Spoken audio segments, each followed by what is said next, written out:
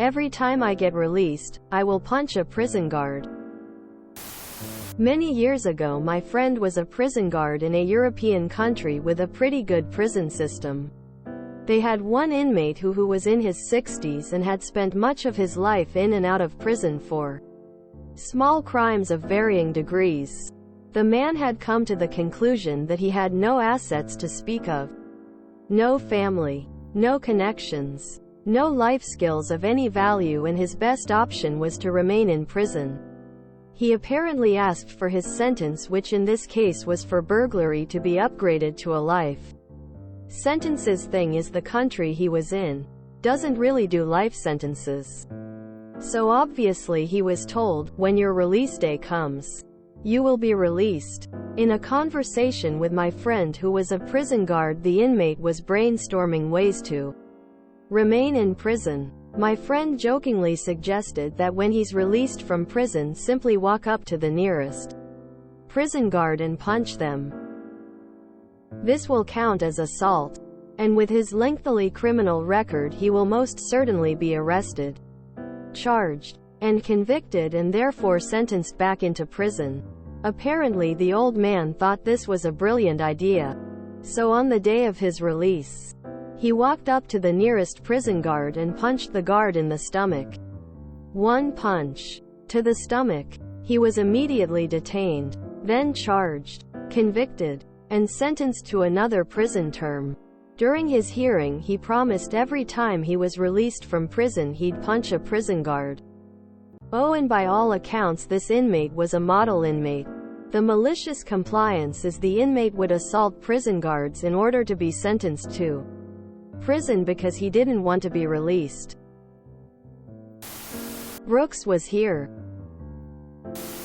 I was a cop for 30 years. I knew more than a few that couldn't function outside of prison. We had a guy show up one night and asked to be returned to prison.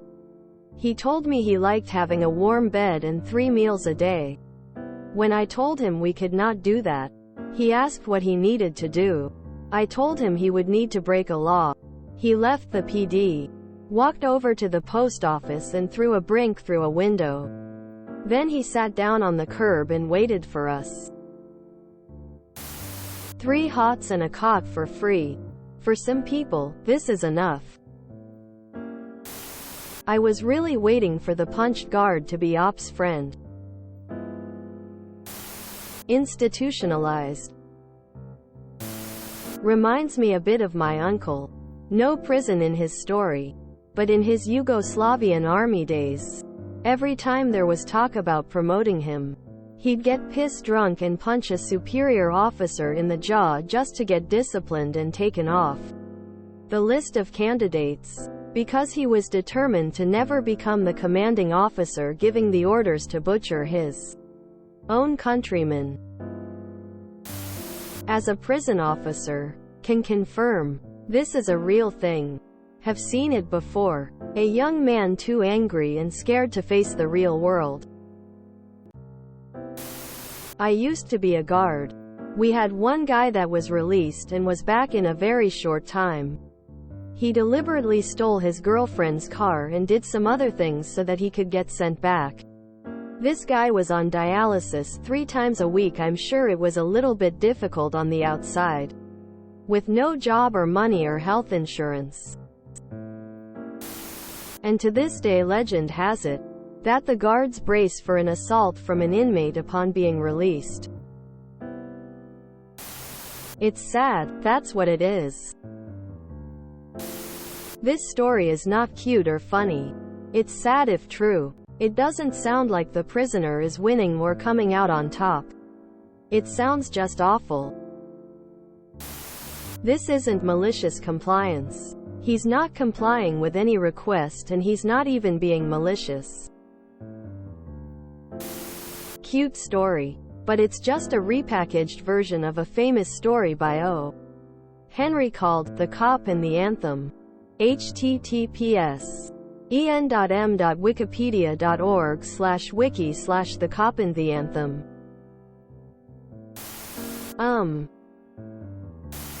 Waste of tax money. Time to break out the riot body armor next time he is due to be released. Although then prison would probably have to pay medical care for his broken hand. Reminds me of this guy. https www.walesonline.co.uk/news/walesnews/David Hampson mute silent road 21444984. Some people need a lot of structure to be happy and function well. That was probably why he did it. This situation always reminds me of this. https www.newsweek.com/84-year-old bankrobber Wawantadridern prison Jays 21 years credit union heist 1620866. And this slightly old and better story.